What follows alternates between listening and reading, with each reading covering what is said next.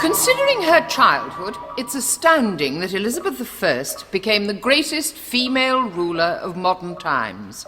Declared a bastard at the age of 2, as her mother was executed for alleged adultery and subjected to numerous humiliations in the years before she became queen, including being imprisoned by her sister Mary I, Would whoever is making that ridiculous noise please stop it at once? Sorry, I'm afraid I can't switch it off. Then would you kindly leave the lecture theatre? You're disturbing the other students. I can't really do that either, I'm afraid.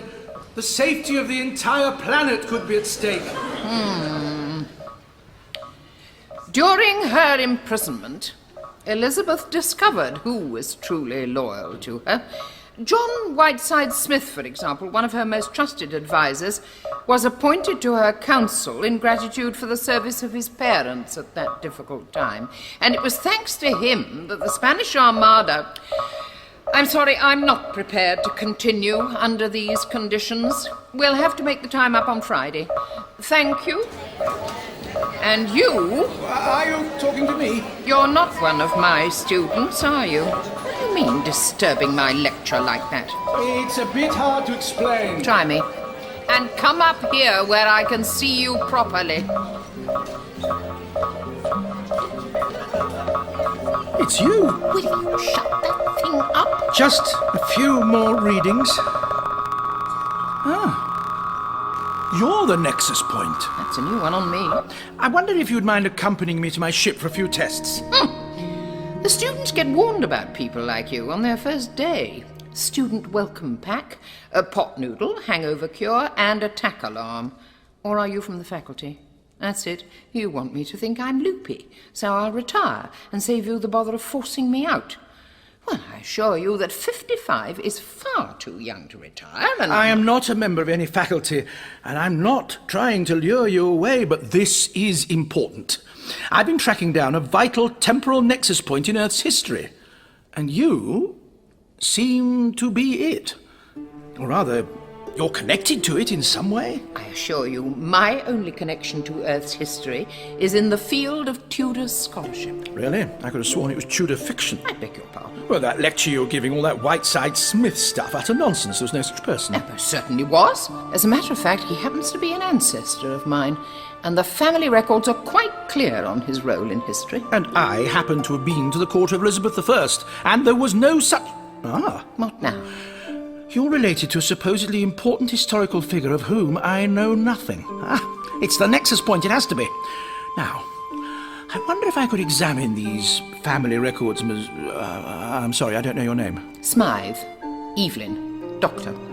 So you know mine? I'm sorry? You know my name. I'm the doctor. No, I'm the doctor. Well, a doctor. An academic doctor, of course. Well, wouldn't you say this was a rather academic problem? Conflicting sources, an eyewitness account that disagrees with your written records. But the problem is truly academic, as one of those sources is quite obviously a madman.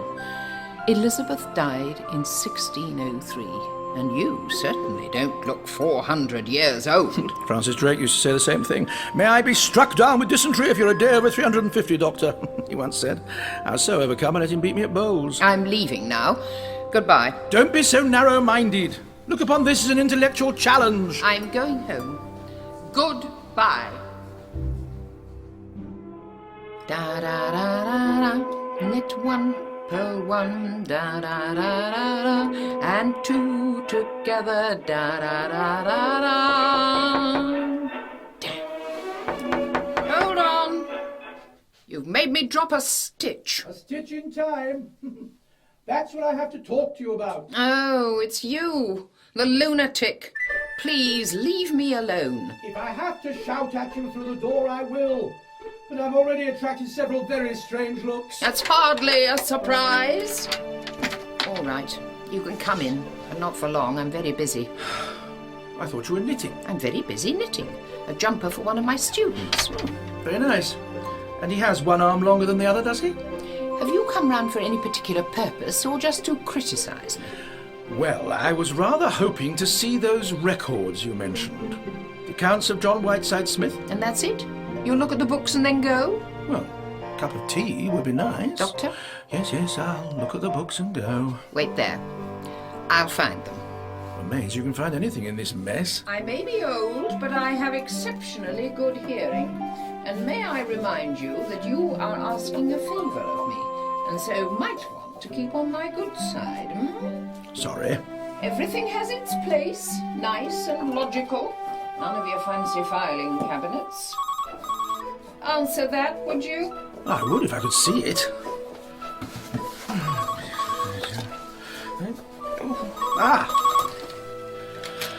Dr. Evelyn Smythe's residence?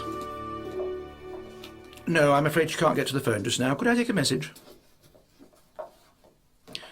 Yes, I'll tell her. Thank you. Goodbye.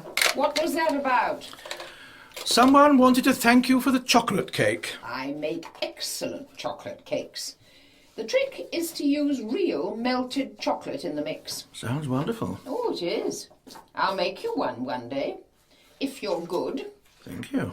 I find that cake is an excellent solution to so many of life's problems. That's what I tell my students. Which one was that on the phone, by the way? Johan? Oh, Johan, dear boy. Bound to get a first, too, if he can just get over this unhappy love affair. I always think mixing romance with study is a terrible mistake, don't you? Luckily, I've never been tempted. I take it you haven't either. Oh, I was led astray once upon a time. The trouble was, my husband just could not understand that wedding anniversaries come round every year, but the Bern Conference on the Administration of the Privy Council is a once-in-a-lifetime opportunity. I'm sorry. He left you because of that? I left him because of that. I see. Here you go. You'll find John in these. Well, could you possibly give me some page numbers, narrow it down a little? He's in the index. No, he isn't. No, this one. That's ridiculous. You can't be looking properly. See for yourself. But I know these are the right books. This doesn't make sense. Why don't you tell me a bit about him yourself? He was an advisor to Queen Elizabeth, you say. Something about his parents? He didn't make it to the history books, not in any detail. His father was a learned man who was executed by Queen Mary. He'd been involved with a plot to put Elizabeth on the throne, it seems. And his mother was one of Elizabeth's household, I believe. John was the first distinguished member of the family. And your ancestor, Smythe? Centuries of corruption. Spare me the obvious jokes. It hadn't begun to cross my mind. We dropped the white side somewhere along the way. One of my more humble forebears, I suppose. But then at some point, one of them presumably decided Smith was too common. I'm not sure what makes people worry about things like that, despite what Darwin says. I doubt we'll ever understand our ancestors. Yeah, good old Darwin. He had a terrible time of it. Always been mean to pop back and give the chap a bit of moral support. I have a great respect for those who dare to go against the established beliefs of their day. Just stick to your guns, as I told Socrates, and everything will be all right. Well, he didn't know what guns were, of course, but he got the general idea. Many's the long hour I spent with the old chap. No wonder he was so willing to drink the cup of hemlock. I shall ignore that remark. Anyway, at least I don't spend my time claiming descent from ancestors who don't exist. I assure you I've researched my family tree most meticulously. Really? Do you happen to have a record of it? One of my lads put it onto the computer for me. Different colours for different generations. Very clever stuff. There's a printout in the other room. I'll fetch it. Here we are. That's funny. What is it? Half of it's blank. I don't understand. Oh, my goodness. What? There. The type's just fading away. This is very serious. Don't you see what this means? No, I don't. It's not just names on these pieces of paper that are disappearing. It's your history that's vanishing. What? The nexus point. Something has happened to change the past. Something to do with your family. And as a consequence, your family is being erased from history. If I don't do something to stop it, you yourself will very soon cease to exist. Oh, this is incredible. Have you been feeling ill at all recently? Say, the last couple of days? Just a few headaches, and the doctor's prescribed something for them. Have you ever had headaches like these before? Well, You can tell me. I am a doctor. no. No, I haven't. I'm sorry, Dr. Smythe. You might as well call me Evelyn, as you're going to save my life. I hope so, Evelyn. And what about you? Well, what about me? Well, I'm Dr. Evelyn Smythe, and you're Dr... Yes, that's right. What? Just doctor. You must have a name. Well, sometimes it seems like I must. At those times I become yet another member of the great Smith clan. Dr. John Smith, in fact. But as I'm going to save your life, you can call me the Doctor. And the sooner I get started, the better. All right, Doctor. What are you going to do? Well, the best lead I have is this mysterious Whiteside Smith. So I'm going to pop back to Elizabeth's court and find out what I can about him. How? Well, when you have a time machine, anything's possible. I see. Wait there. Oh, certainly. I mean, I've only got a world to save, but I'll just wait here. Toothbrush, toothpaste, soap. And what exactly are you doing? Unpacking. May I ask why? If you think I'm going to sit around here waiting to fade away, you're very much mistaken. Could you pass me that tin of cocoa? Cocoa? Just behind the breadboard. That's it. Thank you. Chocolate wasn't introduced to England until the mid-17th century, you know, and I have no intention of going without my daily ration. Oh, I see. And what makes you think I'll take you with me? Doctor, I'm a historian.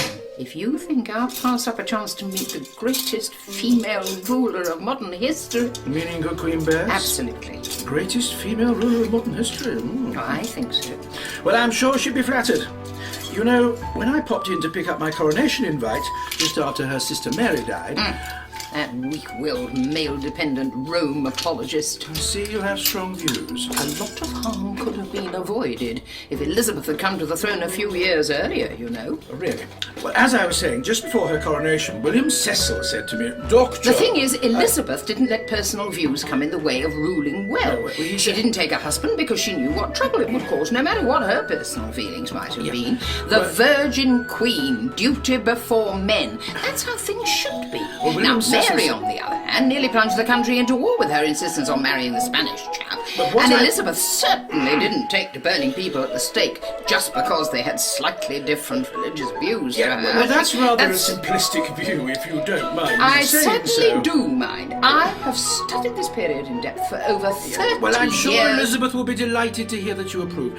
You know, I'm rather looking forward to going to court again. If I say so myself, I do look rather fetching in a ruff. Come along. And this is your time machine, is it? My TARDIS. My home and heart. I see. And what do you see exactly? Well... It's dimensionally transcendental. Oh, yes. So it is. That means it's bigger on the inside than the outside. Very handy. But I thought there'd be a few more... well, computer banks or something. More technology. More technology? The TARDIS is a miracle of temporal engineering. All right, I believe you. I'm impressed. So how long will it take us to get to Elizabethan times, then? Hours? Days? Weeks? Actually, we're just about there. What's the matter? Nothing. It's all right. Just my headache, that's all. Oh, there's no just about your headache. Tell me about it. It was a sudden stabbing pain. At the exact moment we materialised. Are you all right now? Just a bit dizzy. Oh, no. What's happening to me? Don't panic. You're going to be all right. We've obviously landed very close to the nexus point, the point at which history is somehow altered. Now, that's a good thing. It is? Well, that's a good thing because it means we're in the right place to do something about it. Except as your ancestors are somehow linked to it, its close proximity is having an adverse existential stabilisation effect on you. Really? I'm glad it's nothing serious. It means that time isn't entirely sure whether you're supposed to exist or not. And it keeps changing its mind. One moment you're here, and the next you're not. The TARDIS must be shielding you from the full effects, otherwise you may well have vanished completely by now. So I can't leave the ship? I'm afraid you wouldn't last 10 minutes out there. So what do I do? Don't worry, I'll just knock up a portable semi-stasis field for you. Oh, good. If you could just pass me that. This? Yes, that. This? Perhaps I better fetch things myself. Would you mind hurrying? I assure you I'm doing my best. Don't worry, I'll sort this out. Promise. Last time I felt like this was the yard of ale race against the students at the History Social. Really? Who won? Oh, the yard of ale. Definitely. There. Oh, Better? yes. My headache's gone. Thank you. I can leave the ship now? Theoretically, yes, as long as you keep this with you. It's only got a field of a few metres, I'm afraid. But I really think you should stay in the TARDIS for the time being. Not likely. If you would just think about it logically for a moment. Elizabeth wasn't exactly a Republican, you know, for all the qualities you attribute to her. You're an unknown commoner. Let me go to court first. Prepare the ground. I suppose that makes sense. Thank you. It does. So I'll go and meet some other unknown commoners. You're what? I'm a historian. That's history out there. I'll go to some nice traditional ale house or something. Once I find out what's out there. I can show you, without you having to leave the ship. There. Now, what's on that screen is what's outside the TARDIS. Looks a bit grotty. Grotty? It's London, the greatest city in England. London is grotty, and obviously always has been.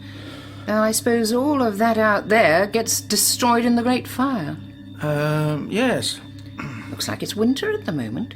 When exactly did you set the controls for? Well, I don't know the exact day. If it looks like winter, it probably is. December, January? I'll soon find out. We'll soon find out. But if you're going out there, you'll have to get changed first. There's some Elizabethan gowns back there somewhere. Well, what's wrong with what I'm wearing? Well, you're the historian. Did they have cardigans in Tudor times? I'll get cold. And I don't think they had handbags either. So how exactly am I meant to lug around this device of yours? I think a handbag is going to excite less comment than a flashing, whirring, semi-detached whatever it is. All right. But could I at least prevail upon you to be careful? I'm going to have a quiet drink in a traditional English tavern, meeting some traditional English people. What could possibly go wrong? More ale over here, John Wilson. Right you are, George Crow, and one for the lad. Go on, he needs airs putting on his chest. Don't you, William Leaf? Actually, I've heard that women prefer the smoother look. Old hags looking for their lost youth, perhaps. Or a lost youth, anyway. That's what you want, William Leaf. An old hag with more money than sense to while away the dark winter nights. There's a lot to be said for maturity in a lady, I reckon. Good day. Look like it's your lucky day, lad. Yeah, John Wilson.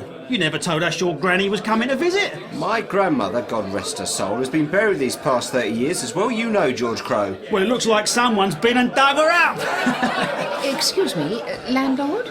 Were you wanting something? Yes, a drink, if you'd be so kind. Let's see the colour of your coin. Now, I was always into the political rather than the economic side of things. Groats and testons and the debasement of the coinage, of course, not really my sort of thing. Will this do? If that'll do. More money than sense. There you go, William Leaf. This is your dream woman. Leave off, will ya? There you go. And what's this exactly? Beer, what do you expect? A fancy French wine? Or a drop of honey mead. Oh, no, this is fine. Just fine, thank you. Traditional English fare. Very nice. She must be foreign, I reckon. She thinks your beer's very nice, John Wilson. Maybe in foreign parts, women make a habit of going into the alehouses and all. Not being civilised and knowing their place like our wenches do. Their place being in your arms, I suppose, George Crow. Oh, yes. Well, the ones under 50 at any rate. You can have the rest. Don't you take no notice of them, lady. They like to tease, but they don't mean nothing by it. Oh, I've faced worse than this crowd. Class of 74 springs to mind, in fact. I found it best just to ignore them. I wonder, would you mind if I joined you? It's a free country. Leastways it is at the moment. Don't you get started on the Spanish, George Crow. Oh, I'll say one thing for Jack Spaniard, William Leaf. What's that in? At least he ain't a Frenchman. Yeah, you ain't a Frenchie, are you, lady? English born and bred. Really? You got the look of a foreigner about you. That woolen thing you're wearing. I'm not very interesting. Why don't we talk about you instead? What do you want to know about us for, lady? We're nothing special. No particular reason. I'd just like to, that's all. Now, what would you all say to another round of beers? I'd say all right at that. What about you, George Crowe? The lady's got coin to throw away. I don't reckon we should stand in her way, William Leaf. Landlord, 3 more beers, please. Excuse me, I'm the doctor. I've come to see the Queen. Oh, I'm so pleased you're here. You're expecting me? Oh, yes. I must say, though, you've got here very quickly. Well, I had excellent transport. Ah, I see. I confess I was somewhat worried that the boy would not be able to locate you. Ah. If you'll beg my pardon, you've not attended the Queen before, have you? Well, that's hard to say, I have, but then again, I'm not entirely sure if I have yet. But I knew her father, King Henry, very well. Indeed. But I must not waste your time. The Queen is anxious to see you as soon as you arrive. She is very ill today. We have a fear that the baby may come forth early. Follow me. What? Oh, I'm not really that sort of... baby. The Virgin Queen? History must be going very wrong indeed. Wait for me! And Crowe here with 3 kids and another on the way. You got to feel sorry for his missus, anyhow. She ain't complaining. Leastways, she may be, but I ain't listening. You got any kids, lady? Not of my own, no. Oh, that's not so good. Who's to look after you in your old age, then? I'm going to have 16 kids, me. Well, when I find the right woman. One that's blind and deaf and don't run very fast. Very funny. You're leaving it a bit late, though, lad. No, I'm not. Some people leave it years without getting married and having kids. Don't mean they never will, though. You're putting yourself in with a queen, eh, William Leaf? Yeah, don't you go mouthing off about Her Majesty in this bar, George Crowe. Oh, yeah, don't get me wrong. I weren't saying a word against Her Majesty. In fact, a toast to her health, I say, and any children that she may end up having. To the Queen. Absolutely. To good Queen Bess. This way. The Queen is in her bedchamber. After you are admitted, you may not leave until she gives you permission. Of course. Do not mention the baby until she brings the matter to your attention. You must not cause her any unnecessary distress. I'll do my best. But stay. Where is your bag? Are you not intending to bleed Her Majesty? Oh, didn't the boy bring my bag with him? He was supposed to. Never mind, I'm sure the Queen can cope without being bled for one day. If I need anything, hot water, towels and so on, I can call on you, can't I? I will be remaining with the Queen unless she orders me away. But we can send a servant for anything you might require. Now, I must tell Her Majesty you are here. Dr. Oh, Smith. Dr. John Smith. You will oblige me by waiting here, Dr. Smith. Of course. Dr. Smith is here to see Her Majesty. Send him in, Sarah. I require his urgent attentions. You may enter. Your Majesty, Dr. John Smith. Doctor, Her Most Gracious Majesty, Queen Mary. Queen Mary? What did you say? I'm sorry. Where I come from, we use her nickname. Didn't mean to offend you. I meant a toast to Her Majesty Queen Elizabeth. What do you think this is? A traitor's bar? We don't stand for traitors round here, lady. By my steel, you'll take back those words. I'm sorry. What have I said? Look, take her outside and deal with her. I'll have no one saying I harbour traitors under my roof. They hang traitors by their necks, lady. But no more talk than what you've said. Yeah, and cut them down while they're still alive and rip out their guts so they can look down upon them. Let me go. What did I say? We support her true majesty round here, not no bastard usurpers. Mary is queen, and that's the way it's staying. And death to traitors.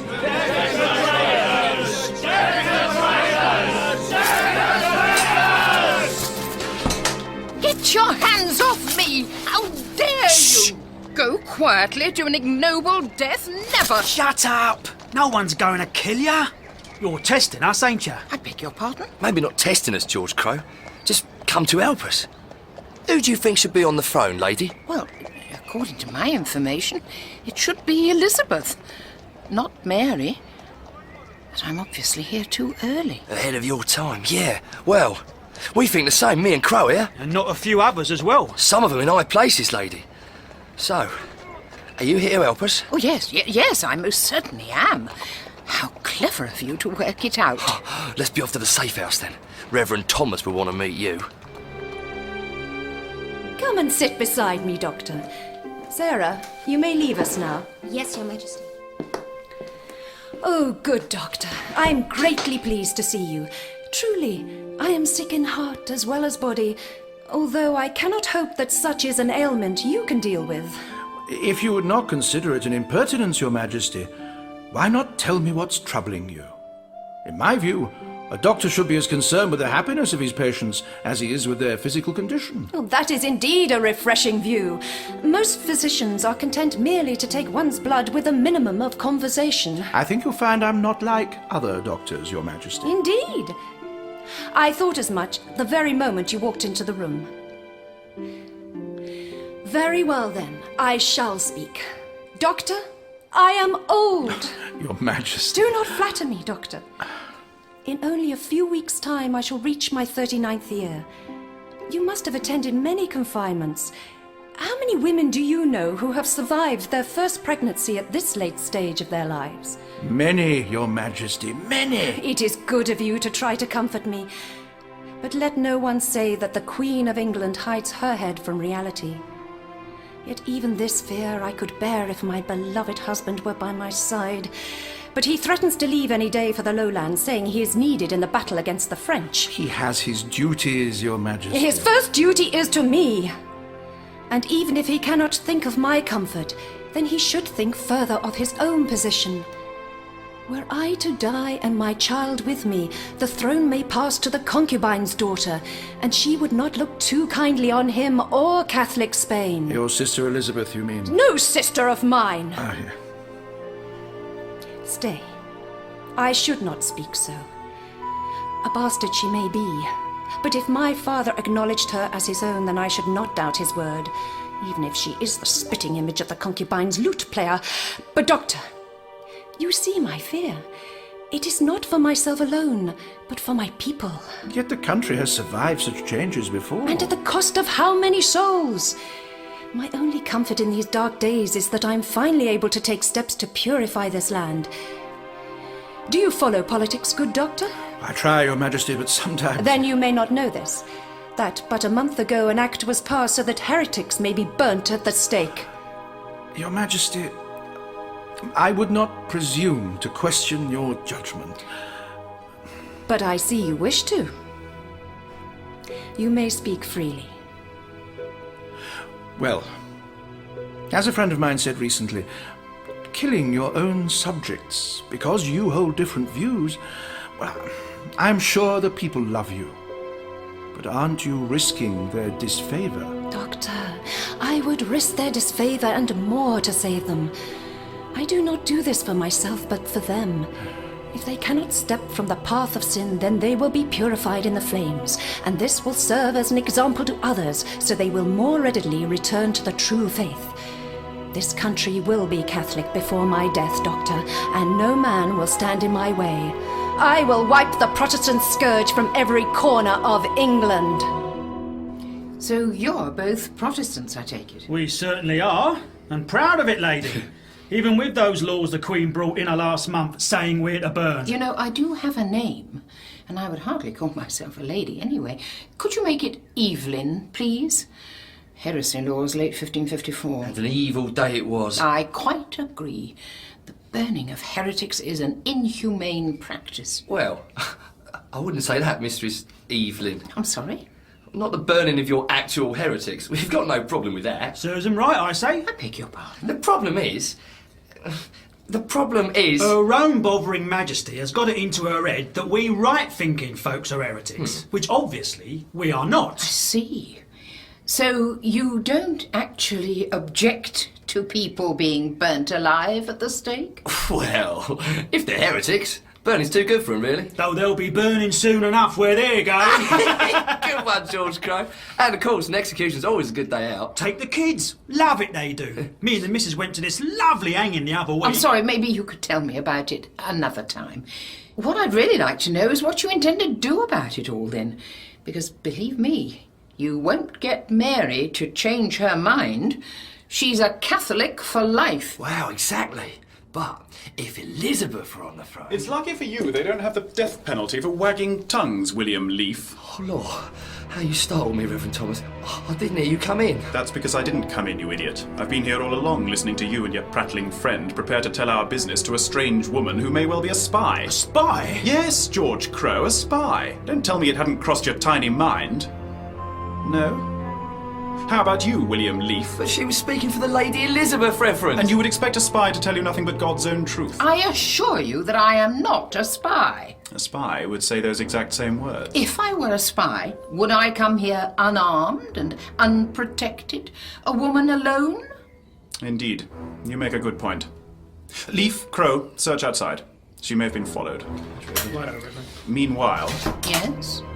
I will question you alone. You are quiet, good doctor. Do you have nothing to say?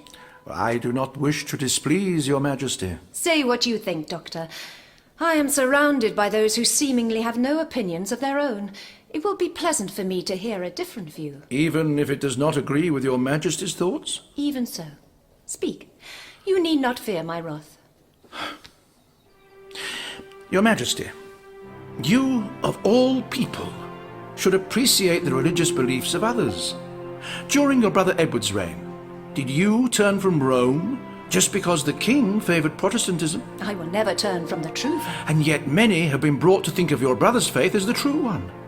It would be easy for them to turn away, to embrace Catholicism as you desire, but they are not doing so. Would you kill them then, for doing the very thing you have done yourself, believing in their own faith above all? Oh, doctor, you are a wise man. But these are the people I feel it is my most earnest duty to save. How wrong it would be for those of a strong faith to suffer for all eternity, because the faith to which they clung was false. The strong in faith must be shown the error of their ways. My people understand me, Doctor. They know I'm acting out of love for them. But when Elizabeth takes the throne... Doctor? I beg your majesty's pardon. I was talking only of a hypothetical happening which, God willing, will not arise. Your tongue runs away with you, good doctor. But I am forced to acknowledge it as a possibility. Then indeed I would despair for my beloved country. And I fear that if such a thing were to happen, then your name will be blackened in the eyes of history. They will see you only with blood on your hands. But I will be in the arms of my lord, and he will know the truth, Doctor. I thank you for your bravery in saying these things to me, but my calling is strong. What care I for the words of history if I can save but one soul?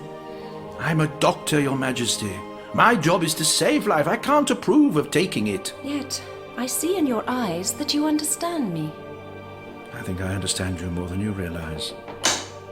Your Majesty, What is it, Sarah? I am to tell you that His Grace, the Bishop of Axe, is here, Your Majesty.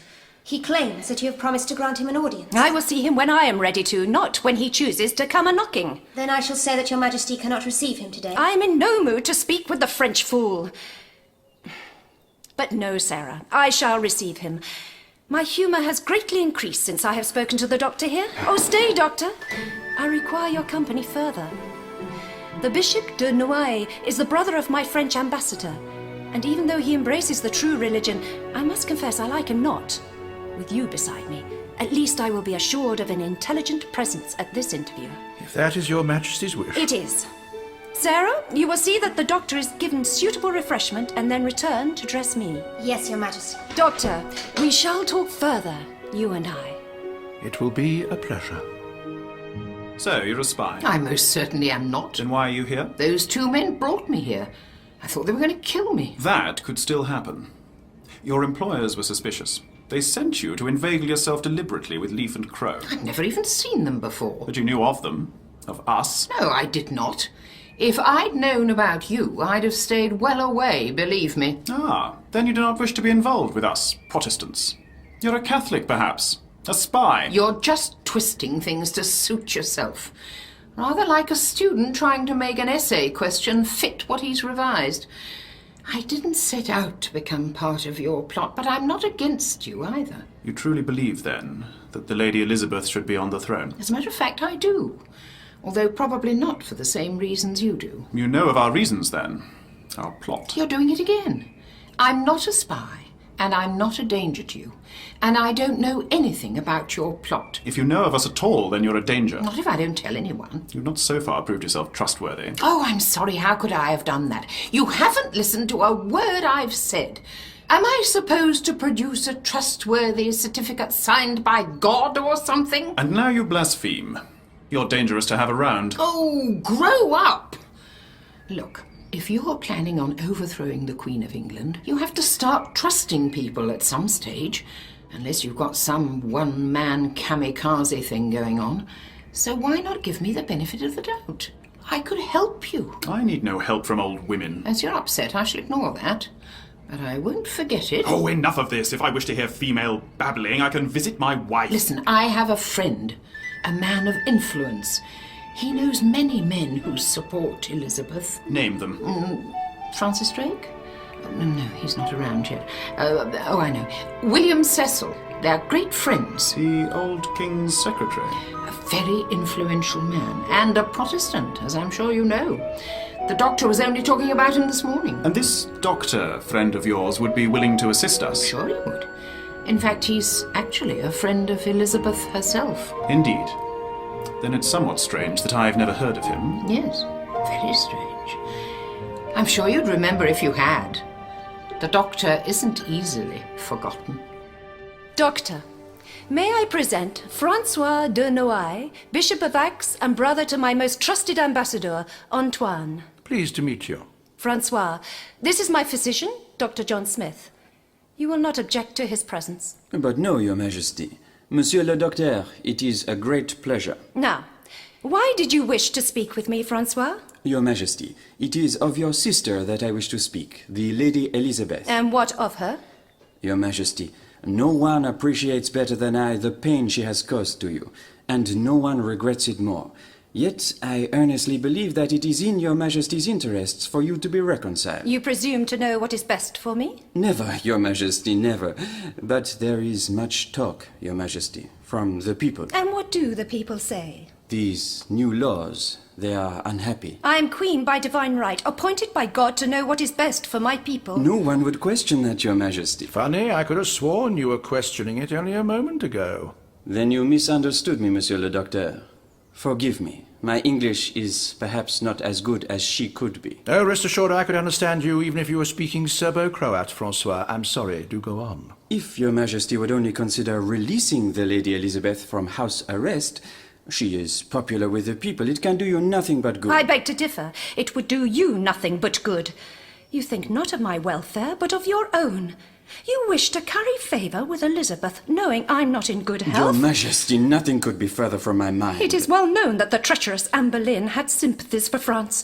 You no doubt believe that her daughter will feel likewise. I know well that your king dislikes my alliance with the Habsburgs. Perhaps you feel that were I to die, Your Majesty... I think it might be as well for you to take your leave, Monsieur de Noailles. Speaking as a physician, I think the Queen should rest now. Thank you, Doctor. I assure you, Your Majesty, I meant no disrespect. I was thinking only of Your Majesty. With Your Majesty's permission, I will escort Monsieur de Noailles to the door. Of course. I know what you're after, and she does too. She? Is that any way to talk of the Queen's Majesty? Oh, spare me. I'm sure I have more respect for the Queen's Majesty than you do. But let me tell you this. If you are planning to put Elizabeth on the throne... How dare you? I dare because I know. But it won't happen.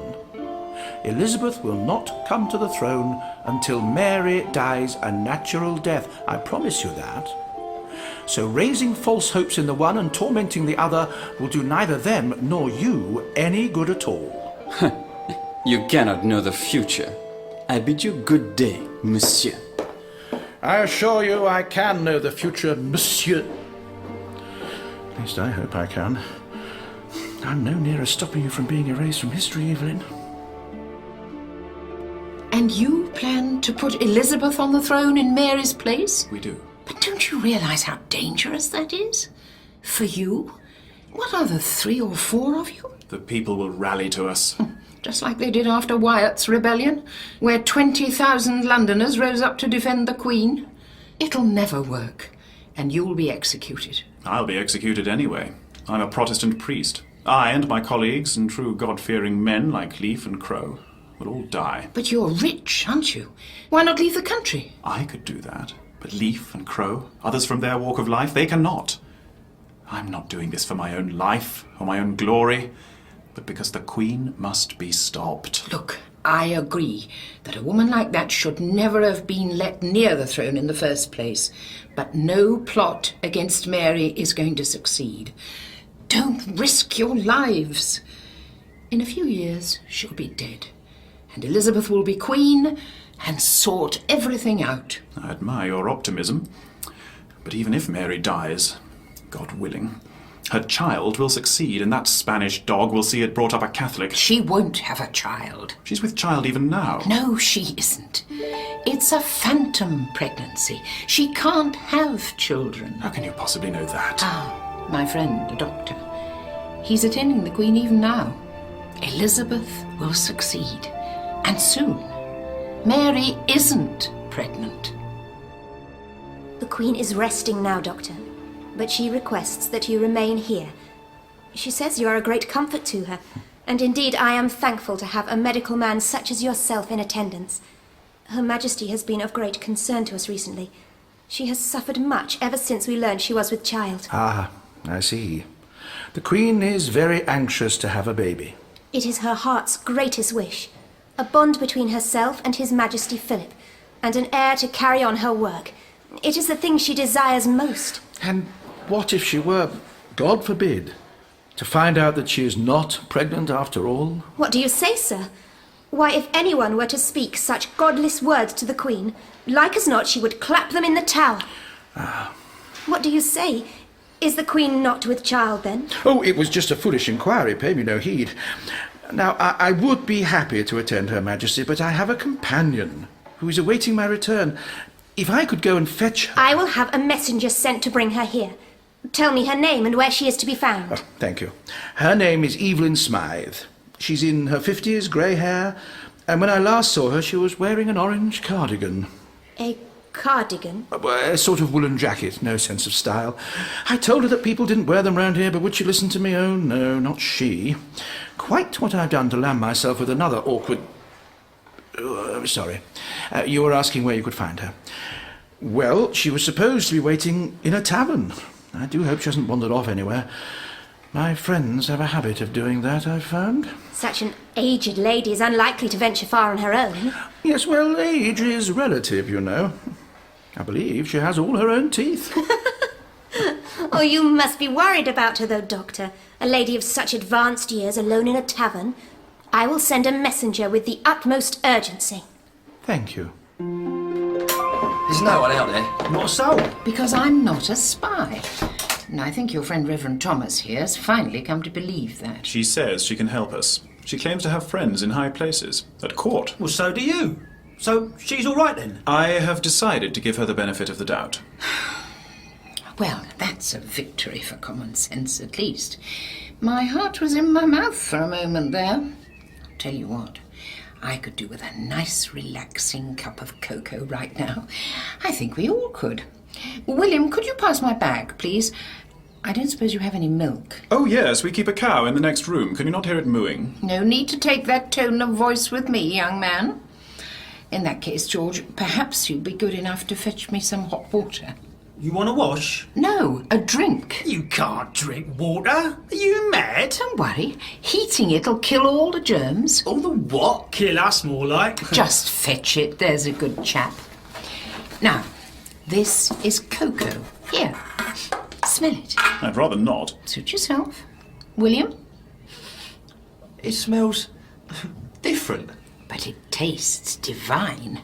No offence intended, Reverend. Now, as we're using water to make it, I think it might need a little something extra. I don't have any sugar, but there should be some sweeteners in my bag. Could you get them, William? Zip pocket on the side. Zip?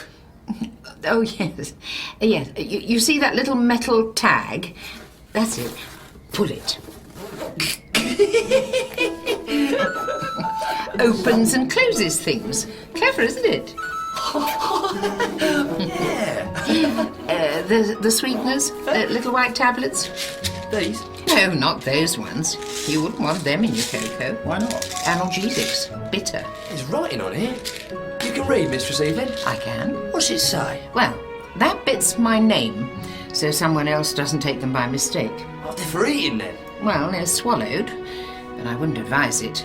Look, that bit says to not exceed the stated dose. It could be dangerous. Eating these could kill you. Well, yes. Really? Now, where's George with the hot water?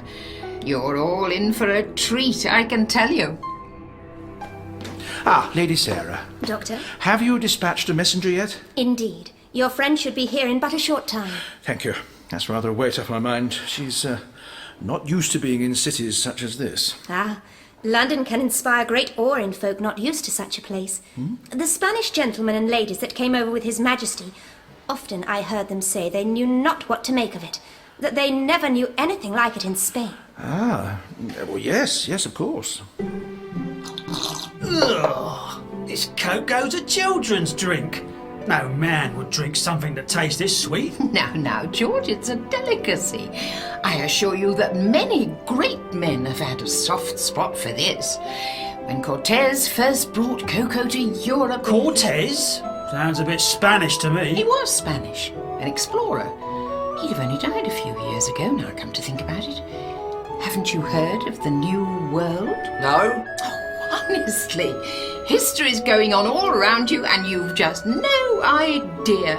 It's tragic. Mind you, half my students wouldn't know who Cortez was either, and they're doing history degrees. I don't suppose either of you two lads went to school. School? Well, you've got a better excuse than they have then. Anyway, another cup, anyone? You must be joking. I'll take good English ale over this foreign muck any day. Well, you do that then, George Crow. You just ain't sophisticated enough for the likes of Mistress Evelyn. Well, I will then. An honest spirited dog and duck will do me. You can be sophisticated on your own, William Leaf. Good day. Dear me. Boys. Now, I'm sure I can persuade you to take some more, William. Don't mind if I do, Mistress Evelyn. Don't mind if I do. Of course, the Spanish have so many barbarian customs anyway. You will not believe this, Doctor, but they actually tried to force themselves into the Queen's bedchamber on the morning after her wedding night, against all custom. Really? And although these Spanish pretend to take up good English ways, just a look at their dark faces shows how they would stab you as soon as look at you. They are not pleasant folks, and not a one of them is handsome. I dislike dark hair and eyes in a man. It shows a dark nature. My taste is to fair hair and blue eyes, the true English type, such as your own, Doctor. Lady Sarah, I wonder if you could just check if the messenger has returned yet. I'm a bit worried about my friend. Oh, yes, of course, Doctor. I'll go right away, shall I? I would appreciate it. Thank you.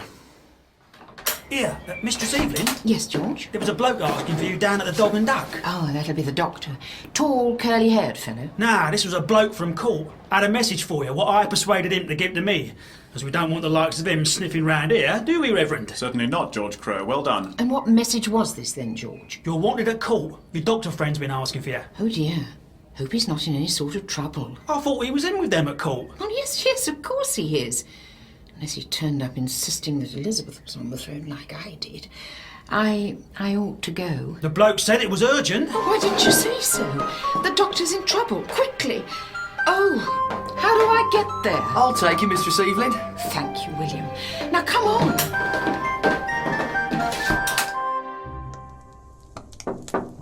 Come in, Monsieur de Noailles? Reverend Thomas.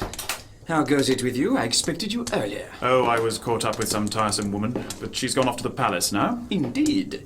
Then the palace will soon be full of tiresome women. It did not go well with the Queen. No, it was a disaster. She would not listen. And the worst thing of all, she has a new favorite, a doctor. He is doing his best to turn her against me. I think he knows of our plan to put Elizabeth on the throne. Really? A doctor, you say? A newly arrived at court? So it would seem. I have heard tell of a doctor at court, but he speaks against Elizabeth. He does. It could be a cover. No. He spoke to me in private, and I looked into his eyes. He meant every word. Then she is a spy, as I first thought. She will tell all to the Queen. We shall be hanged. She? Of whom do you speak? This woman, Evelyn, who has gone to the palace. She claimed that she and this doctor would support our cause, that his connections at court would be used to our benefit. This doctor, he will not help us. What a fool I am. Wait. Reverend, all is not yet lost. Will she have reached court yet? No, she set off only a few minutes before I left. She might never reach the palace. I'm not going to stab her in the street. It would be far too risky. And would take side suspicion, true. Well, we will think of another way. One that will destroy this doctor, too. Tell me everything you know of her. Everything. We must find a way to stop her talking to the Queen. This doctor bloke must be pretty special if you're in such a state about him. Is he your sweetheart or anything? Good gracious me, no. Just a friend. But I don't abandon my friends at... Are you all right? Just felt dizzy for a moment. Maybe we better slow down. No, not if the doctor's in trouble. Every second could count. Come on! Stop. Reverend, you are sure the woman Evelyn said that? Those exact words? As near as I can remember, yes. That's undoubtedly the sense of it. Then we have her. Come on, William, hurry. If the doctor's in trouble, Ah! What is it? My head. I left my bag behind. I don't understand. Oh my good God. I can see right through you. It's catching up in the nexus point. History. I'll cease to exist. Help me, help! Mistress Evelyn! Mistress Evelyn!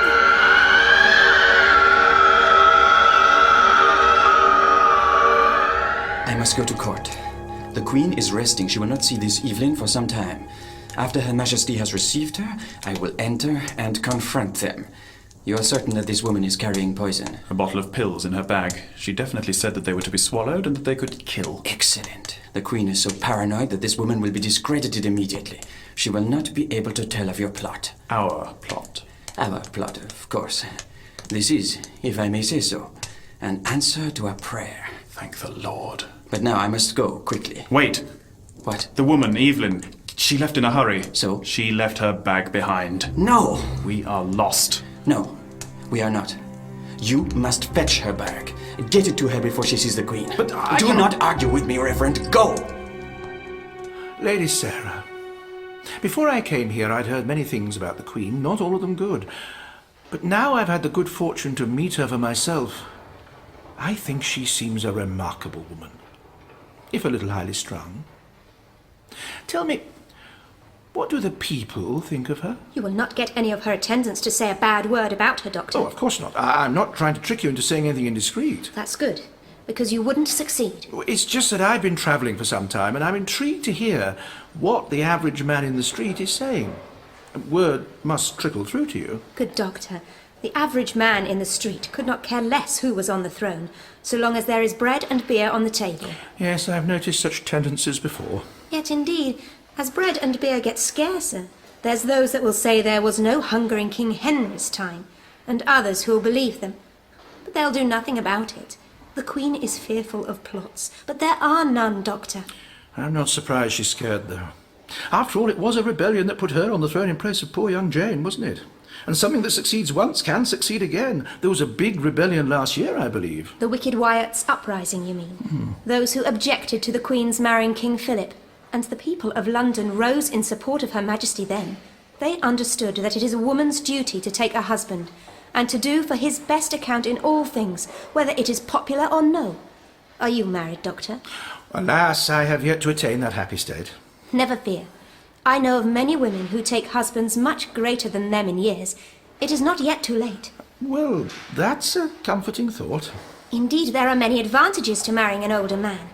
Their wisdom and experience is so much greater than that of mere boys, I think. And I'm sure you're right. But I think perhaps doctors ought not to marry. They should devote their time to the common good, like priests, don't you think? there are some that might say that, Doctor. I'm sorry, have I said something to upset you?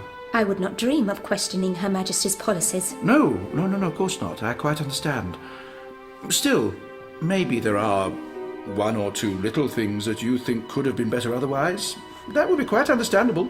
No one could criticise you for it. Her Majesty has repealed all the laws of religion brought in her brother's time. And I know it is wrong, But oh, it is like giving a child a toy to play with and then snatching it away. Well, I'm sorry, I'm not quite sure. Under His Majesty King Edward, it was permitted for the clergy to take wives, as other men do. But in Queen Mary's eyes, this was a great sin. She does have very strong views. To those who have never known a woman, perhaps it is not so cruel. But to make unlawful the marriages of those who have committed to each other in good faith, and to make bastards of their children, I'm sure God would understand that they thought they were doing right and pardon them. I would hope that God always takes into account good intentions, even when evil comes of them. Her Majesty the Queen passionately believes that she is doing the right thing and acting for the good of everyone. But because of her, hundreds will die, burnt at the stake, a truly horrific death. You cannot know that, Doctor. The Protestants may yet repent. Now, let's assume, though, that that does happen. Is she still a good person when all those people have died because of her? The Queen is appointed by God to rule, and if you disobey her rulings, then you are punished. The people know that. But under Edward, who was also appointed by God to rule, these things weren't sins. And if the next monarch is a Protestant... Like Lady Elizabeth, you mean? Oh, exactly. Well, then these things might become lawful again, and Mary might become a byword for everything that's bad for centuries to come. The public perception of what is a sin changes from day to day, with or without laws. But I'm not talking about what the people think. What do you mean, Doctor? I'm asking, if you do what you firmly believe is good and right, however much it hurts you or others, and no matter what happens as a consequence, does what's in your heart make you a good person? We are taught that God has infinite mercy, Doctor. But surely as a God-fearing man you have no need to trouble yourself on this. Oh, Sarah, if only you knew. Tell me. What would you say if I were to tell you that I once destroyed an entire race? That I have led friends to their deaths and caused numerous wars? That my intervention has led to peaceful races taking up arms and good people having their faith or reason destroyed? Because I failed to act, millions upon millions of people have been enslaved or killed. What if I had done all those things, but had always believed I was doing the right thing? If you were to tell me that, I would say, may God have mercy on your soul. Sarah. But I would also say, I trust and pray that He will. Thank you. Mistress Evelyn! Where are you? What's happened? Oh, it's witchcraft. No, it isn't. You have to help me, William. I don't think I have much longer. You have to... What is it? What do I have to do? Come back! Oh, tell me what I have to do. Too late. Oh, Mistress Evelyn. Leaf, is that you? Reverend Thomas! Oh, thank the Lord. Just hold on there a minute. Mistress Evelyn, are you all right? I feel fine. The Reverend Thomas will know what to do. No, you mustn't tell him about this, please. What? I promise it's nothing to do with witchcraft, William. I'll explain later. Ah, there you are. I didn't see you for a moment, Evelyn. You've brought my bag. I noticed you'd left it behind. I thought you might need it. That was very thoughtful of you. Thank you very much. I thought you might be at the palace by now, that I'd be too late. Oh, no, you were just in time. But the doctor's in trouble and I've wasted enough time. Will you excuse me if I rush off? Of course. I'll see you later, William Leaf. I'll probably wait for Mistress Evelyn, Reverend Thomas. See she don't get lost on the way back. That's very thoughtful of you, but I'm sure it won't be necessary. It's no problem, really. Oh, all right then. Come on, William, to the palace. And thank you again, Reverend Thomas. I assure you the pleasure was all mine. Doctor, thank goodness I found you. Evelyn, what's the matter? Well, nothing. What's the matter with you? Nothing. Oh, I was told you needed to see me urgently. I thought you'd got into trouble. I never get into trouble. The message must have got garbled. I thought they'd put you in the tower. Not this time, no. Did you think they might? Well, it's possible. You seem to have a gift for getting things wrong. Miracle of temporal engineering, you said. The TARDIS is an exceptionally fine craft. With a lousy sense of timing. So much for visiting Queen Elizabeth. She doesn't come to the throne for another 3 years. My dear Dr. Smythe, the universe exists for billions upon billions of years and is bigger than your human brain could ever dream of comprehending. And it's not even the only one in existence. To be able to travel to a certain planet in a certain century is a feat greater than any your race has ever achieved. And to reach the right city in the right decade, that's an unbelievably skilled piece of work. And you complain about a mere 3 years? Those 3 years almost got me killed. Well, I'm sorry to hear about that, obviously. Though I suppose that might not matter too much, as I'm about to be erased from history anyway. I came this close to vanishing on the way here, you know. Really? Well... The Queen will see you both now. Thank you, Lady Sarah. Come along, Evelyn. We don't want to keep Her Majesty waiting, do we? No, of course not, Doctor. We'll talk later. Was you able to catch Mistress Evelyn and give her her bag then, Reverend? I was, George Crow, though I fear she will not need it where she's going. The palace? The Tower, George Crow, the Tower. What? I'm afraid I have some disturbing news. I've discovered that I was right all along. What do you mean? Evelyn Smythe was a spy, and she will soon discover what it is to feel the Queen's wrath. Doctor. Your Majesty.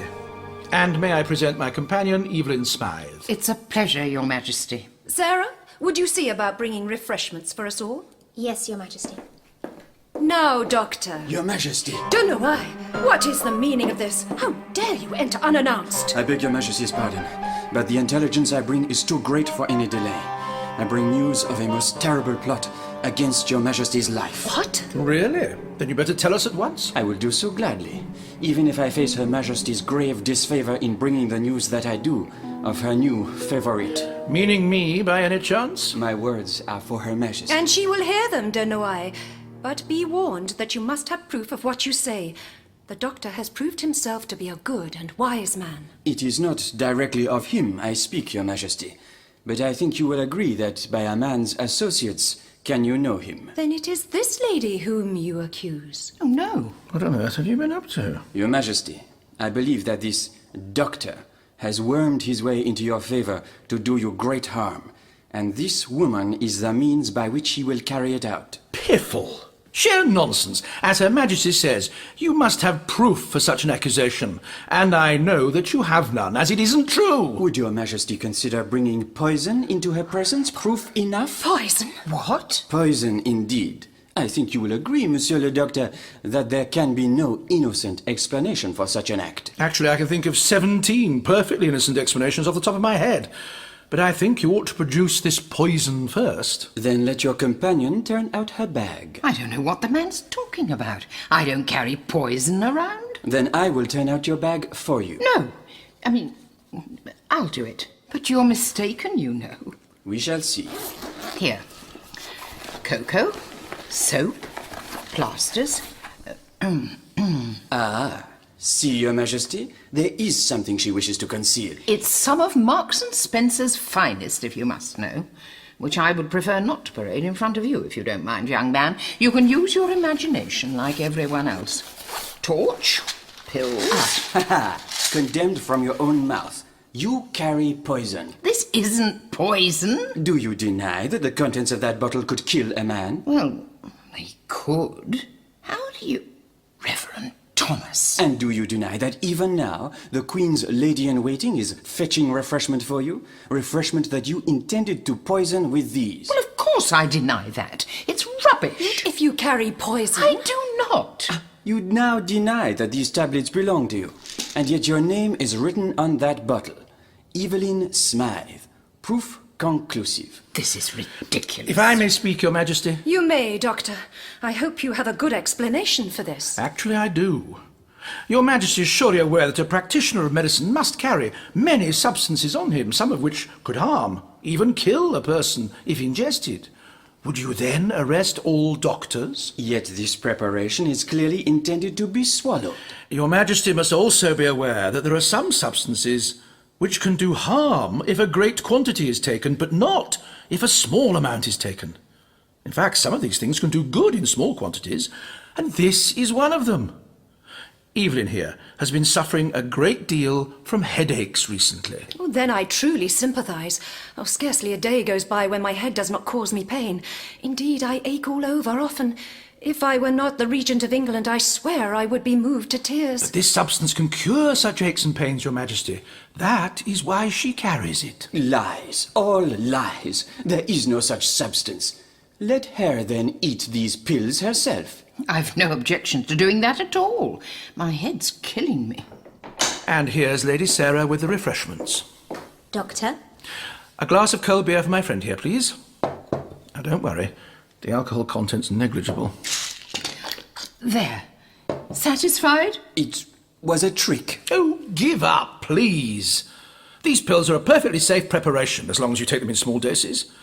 And it is my firm medical opinion that it would do the Queen a world of good to take some herself. Surely you are not serious. Perfectly. Your Majesty? I have your word in front of these witnesses that they will do neither my child nor myself any harm? Not the least in the world. Then I shall. Your Majesty. Lady Sarah, a glass for the Queen, if you please. Don't look so glum, George Crow. Mistress Evelyn should be in the tower by now. And with any luck, her friend the Doctor too. I'm surprised she were a traitor, though. Not that I'm as trusting as young William Leaf, but she seemed all right, for all her funny ways. We must be ever vigilant to spot those whom Satan places amongst us. Yeah. The task will be easier when the Queen has fallen. I must leave again shortly to further our plans. Monsieur de Noailles, how went it at court? You, Reverend, are an imbecile and worse. You have made me look a fool in front of the Queen. I don't understand. That was no poison she carried. In fact, the Queen herself has now taken some of it, and when I left was declaring herself to feel in the extremes of health. But she said it could kill. Things may kill and yet not be poison. I have had that made quite clear to me. Has she then told the Queen of us? Must we fly? No, she has not. She mentioned your name. No. Do not worry. I don't think the Queen took any notice. But I do not want you to come here again until afterwards. We can no longer wait. We must bring our plans forward. But they are not complete. Stay. Something the woman Evelyn said to me. Yes? I think I have a better plan. The results will be more complete. Then go. Arrange it now. I want it to happen today. You was in there a fair time, Mistress Evelyn. Chatting to Her Majesty, William. Rather you than me. I can't say I was hugely impressed. And they've not taken your friend to the tower, then? No. In fact, at the moment, I expect the Queen's telling him how wonderful he is. I think he likes that sort of thing. Doctor, how can I ever thank you? I've not felt like this for such a very long time. Oh, it's almost like being young again. The aches, pains have all fled my body. I hope your companion is feeling similarly relieved. I'm sure she is, Your Majesty, thank you. Truly, you have been sent by God to help me. I must reward you. Oh, I desire nothing, Your Majesty. No, you must let me. I'm full of such joy. Joy as I have not known since my marriage. I have it. Your Majesty? My marriage was truly the greatest thing to happen to me in this life. The love a man and woman feel for each other. There is no greater thing. Doctor, I will arrange a wife for you. Huh? Oh, that's very kind of Your Majesty. You are not married already? Well, no. Then it is settled.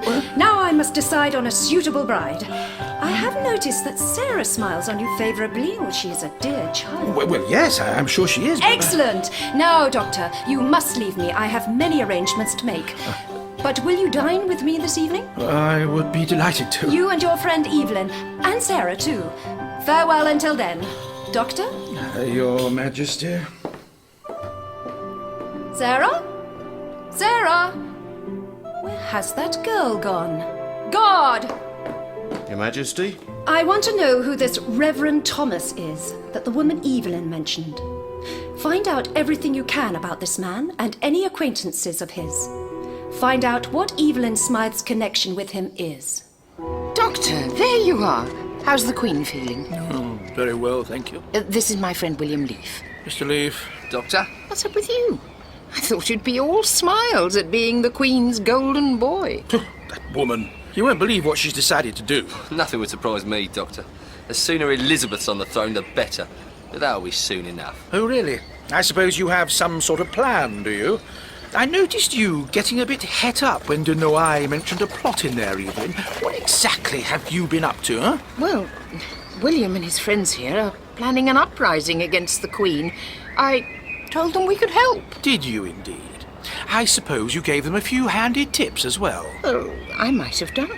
As I knew perfectly well that there was no uprising this winter, I couldn't see what harm it could do. Couldn't see what harm it could do? This could be the very nexus point at which history has changed. I was trying to save my own neck. And in the process, you may have risked your life and that of all your ancestors.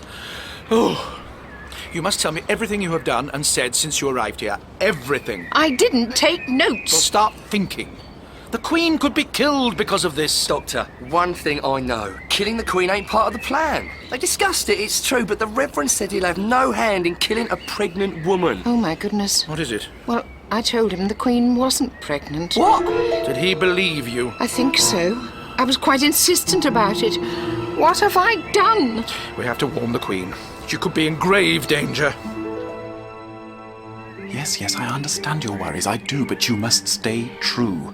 You see, it's to be today. I've dispatched my messengers. Take this. A few drops will suffice. Now, He came down here! quickly, run. We mustn't be seen together. And remember, our lives are in your hands. Leaf! Leaf! What is it? I've got to speak with you. Alone. We're on important business, George Crow. I never thought I'd say this, but we've got to save the Queen's life. That's what I've come to talk to you about. Oh, I don't know. Running messages for the rebellion, getting us Protestants a fair go, that's one thing. But killing the Queen? I don't know as I want to be in on that. You know what this priest's plan is? Tell us, man. As God's my witness, I don't know it. But it's to be today, he just said. You can't organise an uprising today. It must be a more private plan. But it's not as if anyone's going to hand the Queen a bomb, is it? Your species has invented numerous ingenious methods of assassination, Evelyn. A bomb is not necessarily required. What I meant was he can't just walk in and kill the Queen. He'd never get near her. We know as how the Reverend knows someone at court. That'll be how he's planning to get to her, through someone already there. De Noailles, obviously. He knew all about my painkillers. And I'm sure I remember reading about him being involved in some plot or other. Really? Well, he's probably involved then. Yes, makes sense. I need to know what their exact plan is. Who is it? It's me, Thomas. Let me in quickly. I told you not to come here. Let me in. They're after me. Who is it that is after you? The Queen's men. Armed men. They seek to arrest me, I know it. And you have led them here? After all I have told you, you imbecile! No, I think I lost them, but you have to hide me, Francois. Harbor an enemy of Her Majesty? I think not. But our plan, it's on the brink of success. And if it succeeds, that is all well and good. But if it does not, I cannot afford to have my position compromised. I am a servant of France. My aim is solely to ensure that England does not join Spain in the war against my country, or further to put a ruler on the throne, such as the Lady Elizabeth, who will favor my people. But if they capture me before our plan is complete, what of myself and my Protestant brothers? You think I care for either? Well, you could help my cause, I would help you. But if you are now suspected, Reverend, you can help me no longer. No. You have to help me. I am sorry, Reverend, but I cannot allow the lives of a few men to stand in the way of my country, or myself. If they arrest me, what's to stop me telling them that you were plotting against the Queen too? It would not save you, and besides, you could not prove it. I am a Catholic. How could I possibly be involved in a plot with heretics? My brother is the French ambassador. I am a man of some importance. They will not harm me. I have nothing to fear. But you would be slandering a Catholic bishop, and that the Queen would not like. You may find your fate to be a worse one if you attempt to involve me. But if they were to find me here... They will not find you here, because you are leaving. Now, if your plan succeeds and you evade capture, I may see you again. But considering your incompetence so far, I somehow doubt it. I should never have trusted you. You Catholic! Get out of my sight now! Anyway, Doctor, what was it that the Queen said that upset you? I thought you'd conquered her with your bedside manner. She seemed happy enough with you when I left. Oh, she was. So happy with me, in fact, that she has decided to give me a gift. What's so bad about that? The particular gift she has in mind is a wife. Goodness me! Anyone we know? A lady-in-waiting, Sarah. Oh, but you've a fine prize there, Doctor. All of London knows that Sarah Whiteside is a pretty young thing. I don't care how pretty she is, I am not going to marry her. Hold on a minute. Did you say Whiteside, George? Sarah Whiteside's her name, right enough? Well, don't you see what this means, Doctor? I'm sure it doesn't mean anything at all. Oh, yes, it does. Lady Sarah Whiteside, Dr. John Smith. And what could be more natural than to name a son after his father? John Whiteside Smith. This marriage does take place, Doctor. You're my ancestor. Oh, that is quite ridiculous. It's too much of a coincidence. Oh, now I've heard everything. You're my great-great-great-great-great-great-great-great-grandfather. When I get home... Evelyn, if this ridiculous theory were true, you wouldn't be going anywhere. What do you mean? Have you forgotten your family history? John Whiteside Smith's father was executed by Queen Mary.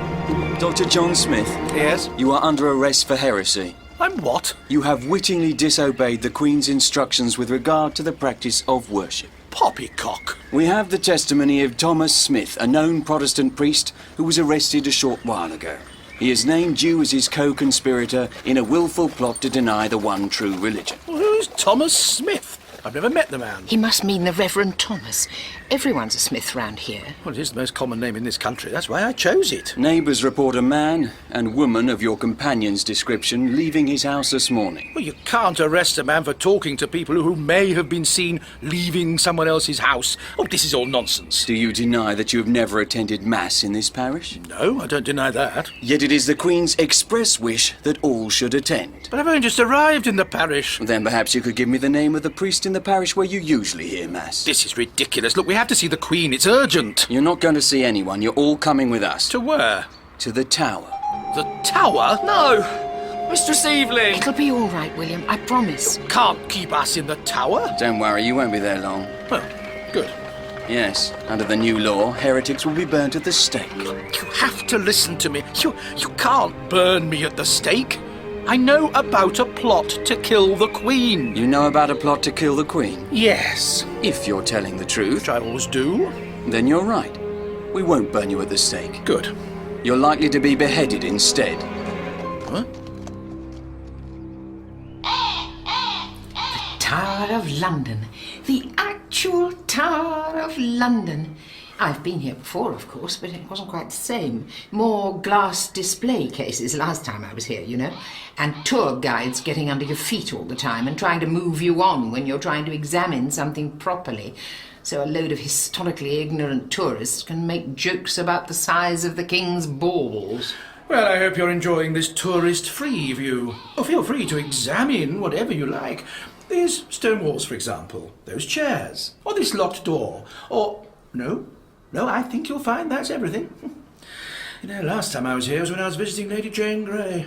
Maybe I better not mention that to Queen Mary. She might not be too impressed. No, I wouldn't have thought so. And we wouldn't want to upset the Queen, would we? She might have us thrown in the Tower.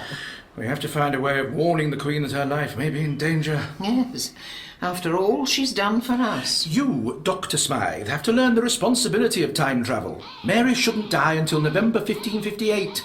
It is now January 1555.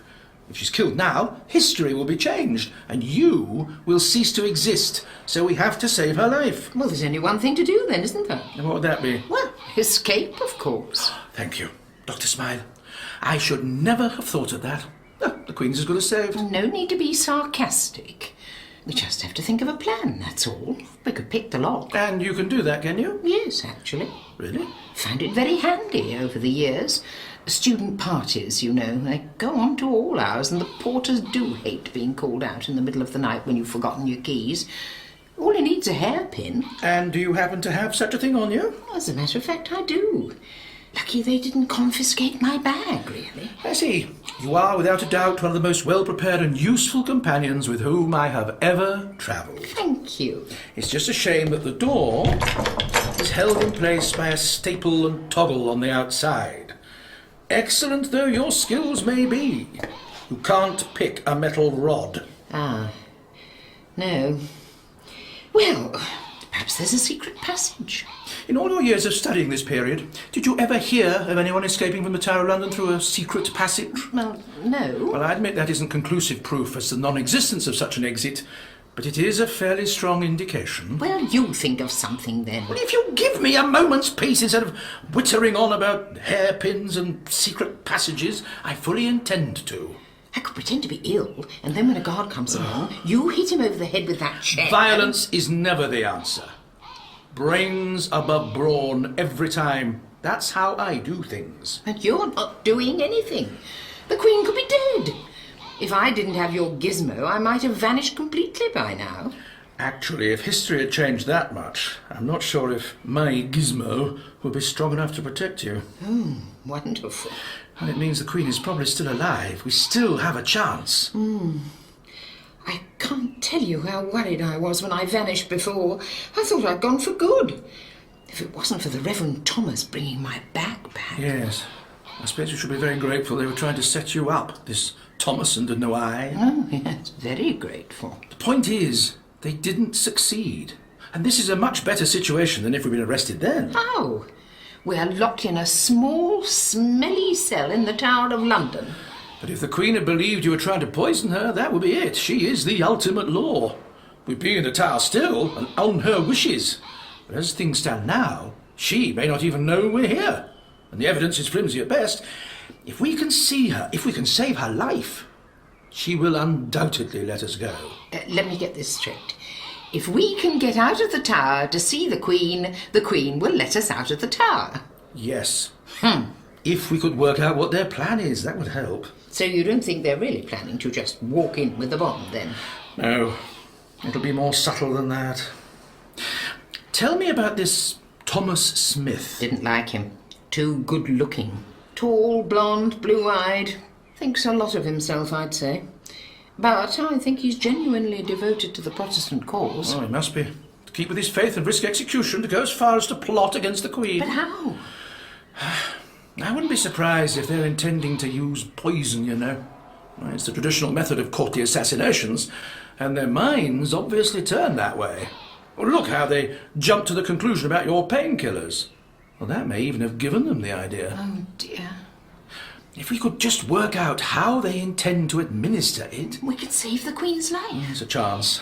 Won't they just say we must be part of the plot if we know the details? My dear Evelyn, you obviously haven't heard how persuasive I can be. No, you're right, I haven't. Now, poison.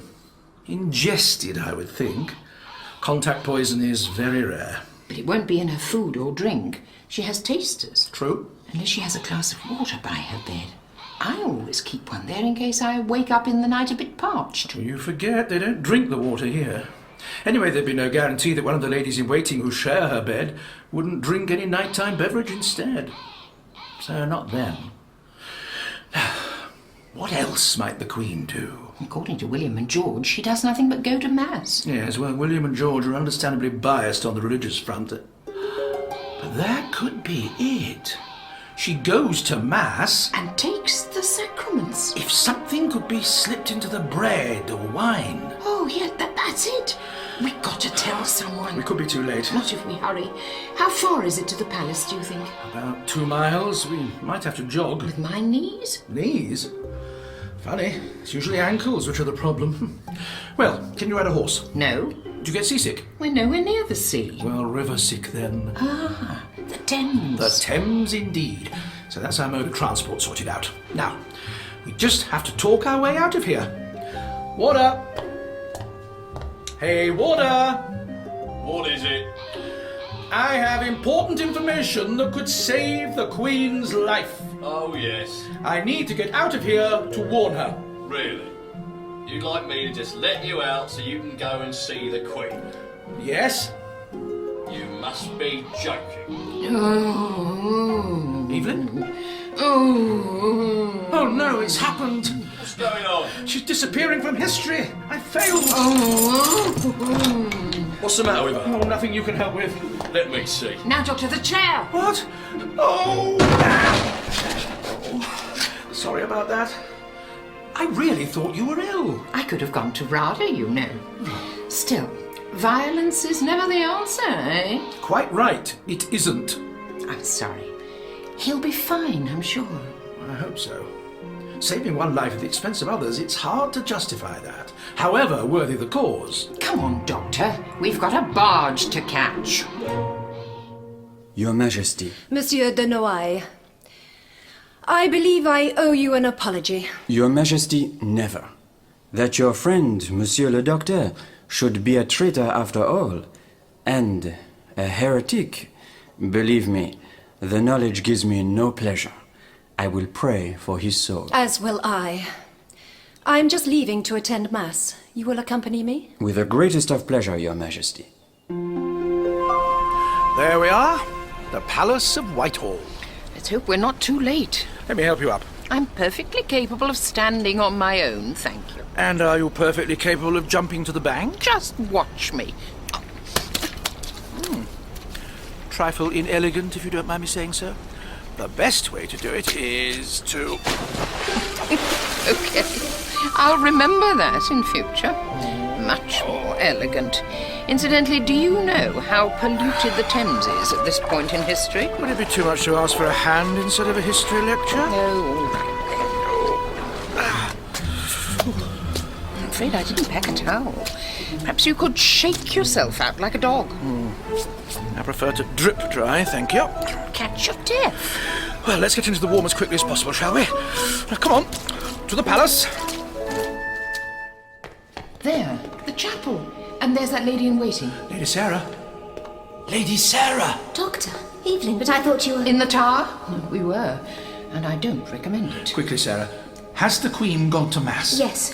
What about de Noailles? He attended with her. We're too late. Not necessarily. If they've not yet administered the sacraments... We've got to warn her. You cannot disturb the Queen during Mass. It's a matter of life and death. It will be your life and death. To disturb the Queen at a holy time, why, you would be excommunicated. Nevertheless... No, wait. What is it? Come on. My life is at stake here. No, I don't think it is. Lady Sarah, remind me of what you just said. I said that if you were to disturb the Queen at a holy time... Exactly. What? Thomas Smith is a priest. Well, as a Protestant, he might not believe in transubstantiation or celebrate Mass, but he considers himself to be a man of God. François de Noailles is a bishop. Whatever their differences with the Queen, would they poison the sacraments? Poison? Yes, poison, Lady Sarah. Doctor! The traitor. He must be arrested. Sarah! What are you doing with these people? Don't blame Lady Sarah, Your Majesty. She... Oh, of course. What is it, Doctor? Lady Sarah Whiteside. Yes. And the Reverend Thomas Smith. Whiteside Smith. When you were talking to me of the marriage of clergymen, there's a reason you feel so strongly about it, isn't there, Lady Sarah? This man must be arrested now. Wait! I wish to hear what he has to say. Sarah? Oh, Your Majesty. You're married to Thomas Smith, aren't you, Lady Sarah? The English blue-eyed blonde Thomas Smith. Sarah, is this true? Yes. I cannot believe this. My family had arranged it during the reign of the old king, Your Majesty, when I was but a child. As a youngest son, we knew Thomas would go into the church, but it seemed a good match.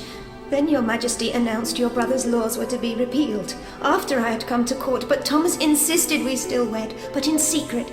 Truly, Your Majesty, at the time we wed, it was still lawful. It was never lawful in the eyes of God. Your Majesty... May I be forgiven for allowing a heretic such as you to share my bed, Sarah? Of course, the glass of water at night. You were the one who was to poison the Queen, Sarah, not de Noailles. I? Poison the Queen? Never. No, nor would I do such a thing. But Thomas gave you something to give the Queen tonight, didn't he? I swear by all that is holy, I did not know it to be poison. He said it was a potion that would save him and his church from persecution. I was to feed Her Majesty a few drops as she slept, and her dreams would then show her the error of her ways. You wicked girl, how dare you? This proves to me that I have been lenient on the ungodly Protestants for too long. You will burn for this, Sarah, and may God have mercy on your soul. No, Your Majesty, no. But you can't burn her. I'll die. Your Majesty, please listen to me. Listen to you, Doctor, who have been working with this ungodly wench and her wicked lover all along. No, Your Majesty. I swear on everything I hold dear that the doctor knew nothing of this. Indeed, my husband told me earlier he knew of the doctor and feared him as one so loyal to you.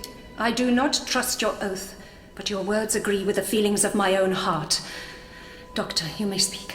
Thank you. Your Majesty, I know how much you love and honour your husband.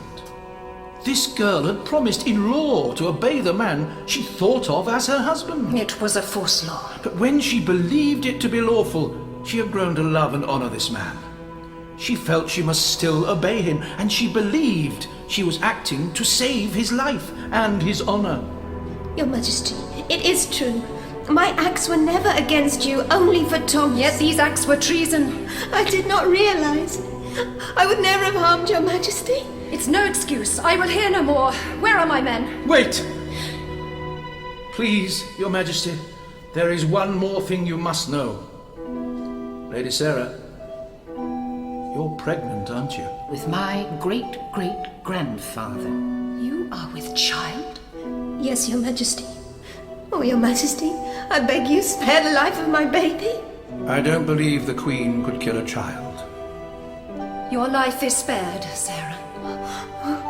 But only for the sake of the child growing inside me that I could not destroy another, bastard or no. And my husband? You have received a favour you do not deserve in your own life. You dare to ask me to grant more than that? No. As for you, you will be taken to prison at once. Your Majesty, may I make a suggestion? Well, Doctor? Your sister, the Lady Elizabeth, is under house arrest. Let Lady Sarah join her in her imprisonment. She can attend her there. Very well. And I'm sure Monsieur de Noailles would be happy to arrange the matter for you. I believe he is well acquainted with the Lady Elizabeth's position. Ah, of course. If your Majesty desires it. See to it. Now go, all of you. I have no mind to think on these events further. Your Majesty, come with me, girl. My son shall be named after you, good doctor. Your Majesty... Go, Doctor. Even you. Come on, Evelyn. Guard! Your Majesty. I want to see Thomas Smith. Now. We just saved her life. Nothing like gratitude, is there? She's scared, Evelyn. Someone close to her nearly succeeded in killing her. She's going to be terrified of plots for the rest of her life. She can't trust anyone. Her husband has no interest in her, and she's pinning all her hope on a baby that I think she knows deep down she doesn't have. Under the circumstances, I'm prepared to forgive her for being a bit brusque. I suppose you're right. Well, I have to say I'm surprised that it wasn't de Noailles who was doing the poisoning.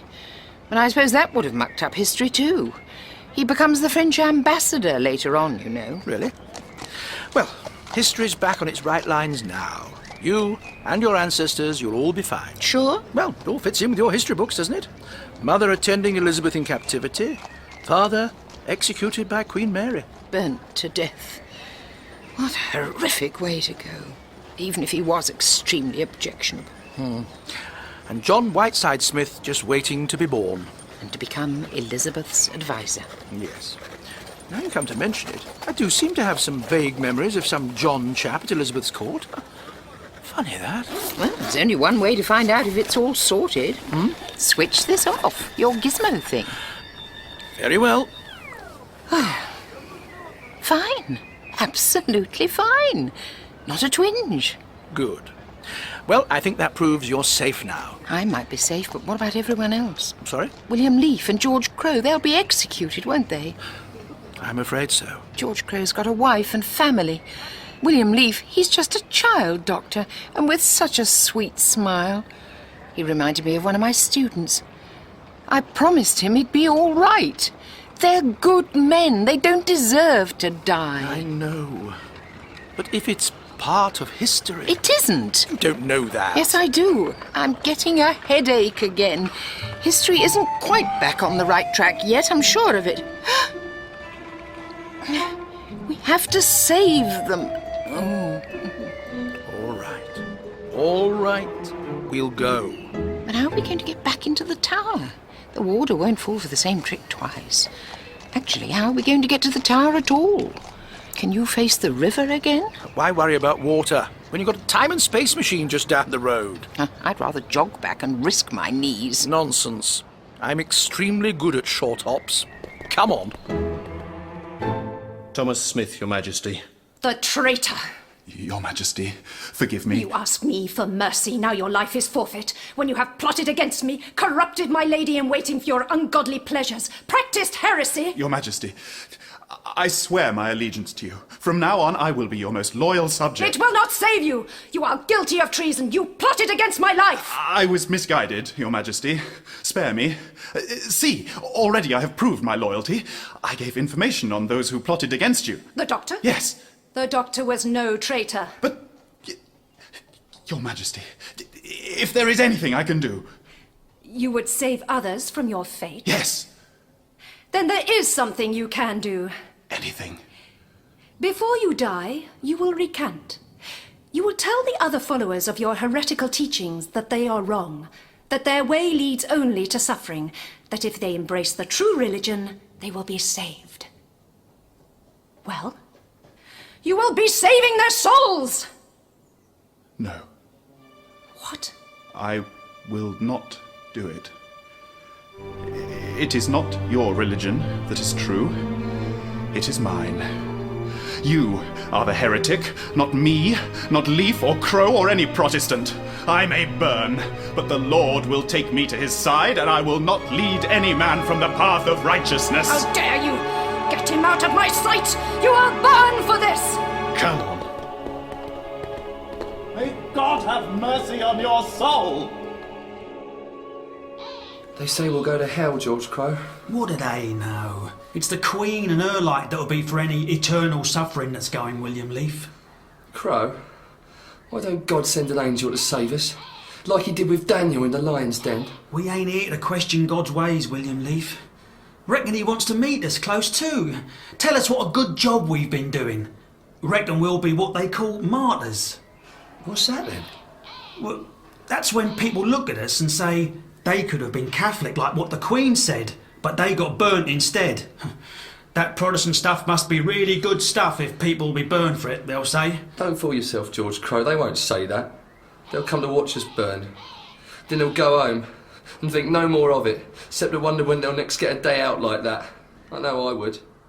And anyway, Crow, I don't want to be a martyr. I don't want to die. God save us. What is wrong, William Leaf?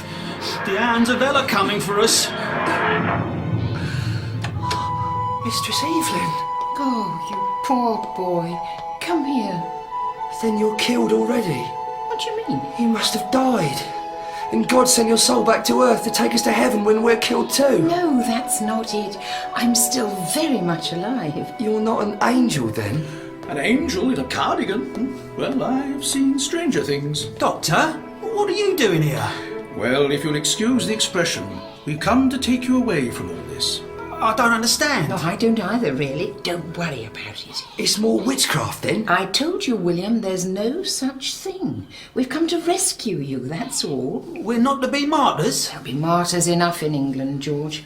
Oh, I'd happily save all of them. You know that's not possible, Evelyn. I know. I'll make do with these two. We're really not going to die. No, you're not. But the Queen... I was thinking of one of the free Protestant cities, Geneva perhaps, or Frankfurt. We can't afford to go there. You just leave it all to me. But it'll be all foreign. A lot of Protestant exiles ended up there, I believe. Well, I reckon that'll be all right then.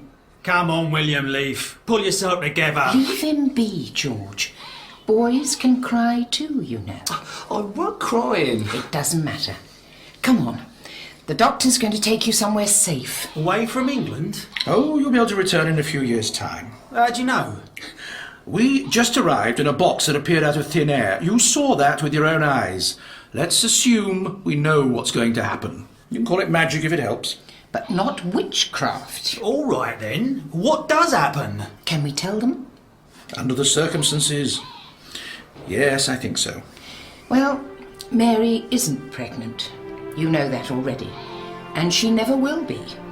Although she'll think she is a few more times, right up to her death. She's going to die. Soon? November 1558. Then Elizabeth becomes queen, and within a few months, everything's changed. The Spanish alliance, the restoration of Catholicism, gone for good. Praise the Lord for that. And if you decide to come back to England then, well, in about 20 years' time, Look up a chap called John Whiteside Smith. I think it's time we were going, Evelyn, before the warders come round. Come on, into the TARDIS, everyone. The TARDIS? What about my family? I don't think we can... Oh, please, Doctor. Oh, very well. We'll pick them up on our way. Come on, William. It's going to be a bit of a shock for you, I expect, but don't let it worry you. I didn't. And try to forget about England and Mary. Your Majesty, if I might just... Get out! I will see nobody! Stay. Are you with the doctor? Has he returned to see me? No, Your Majesty. Monsieur le Docteur has left. Then leave me! But I was wondering if I might... Go! Your Majesty. Oh, Doctor, what is to become of me? Am I truly doing the right thing? If it wasn't for my child, oh, Lord, thank you for giving me this child. There. They should be all right now. And your headache seems to have vanished finally. Yes, it has. Anyway, no more Bloody Mary for them. They can come back when a real queen is on the throne. Mary did a lot of good things in her reign, you know. She wasn't a bad person. She was kind and thoughtful towards those who knew her. She was just an idealist. Oh, you're right. She was an idealist and a fanatic. And people like that are dangerous in power. I understood her. She was willing to kill for her beliefs. And that's not good for a country. Especially when other people are willing to die for theirs. They were willing to kill too. Sometimes it's unavoidable. You've killed people for what you believe in? I've caused people to die. I don't know if that's the same thing. I like to think it isn't. I'd like to think that too. Because if I didn't, I wouldn't want to travel with you anymore. You wouldn't? What? I think you'll find you're going straight back home. Oh, no, I'm not. I'm a historian. This is a time machine. You can take me anywhere, and I'll still be home in time for tea. After all, I haven't even met Elizabeth yet. I'm surprised you're not sick of the Tudors by now. Oh, no. But do you know what the worst part of that whole business was? Being threatened with imminent execution? Finding out that I'm descended from a pompous priest and a pathetic male-dependent wimp of a girl. Still... At least it wasn't me? Was that what you were going to say? Oh, I never believed that for a second. I could never be related to someone with your dress sense. Oh, you're too kind. Nobody's perfect. Speak for yourself. You can't even pilot the ship properly. I can take you anywhere in space and time. Can you? That's a bargain, then. All right. Elizabeth's court? Not just yet. Let's stop off somewhere where they understand chocolate. After all that, I think we could do with a nice, relaxing cup of cocoa. Made with milk. Where do you suggest? Mexico? Well, I'm not really sure. And if I could get hold of some chocolate, I could make you one of my famous chocolate cakes to say thank you, you know. Well, I suppose a nice slice of cake wouldn't go amiss. Excellent! I do hope I don't regret this.